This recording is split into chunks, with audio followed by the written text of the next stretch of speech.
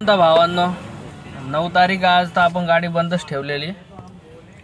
Timepass करतोय, बघत होतो ओला मध्ये भाई एवढ्या गाड्या लॉग इन आहेत ना, यांच्यामुळं तर रेट तर वाढल्यावर तर काय नाही, बरंच आहे आपलं. बघा आपण बघूया आता जायचं शहाड बिहाडचं काहीतरी टाकू. गाड्या बघा किती लॉग इन आहेत. हे बघा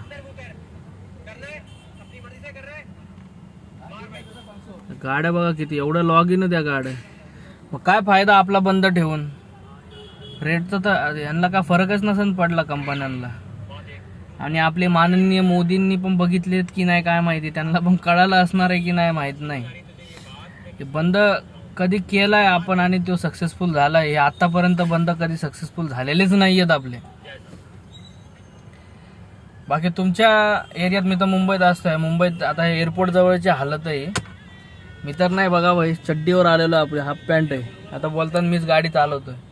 मी आलो असंच फिरायला, आता टाइमपास नाही म्हणून काय करावं. पण मी तर मुंबईत ही हालत आहे. तुम्ही कुठूनच जरा कमेंट करून सांगाय तिथली काय हालत आहे, लोक गाड्या चालवतात का काय, कसं काय.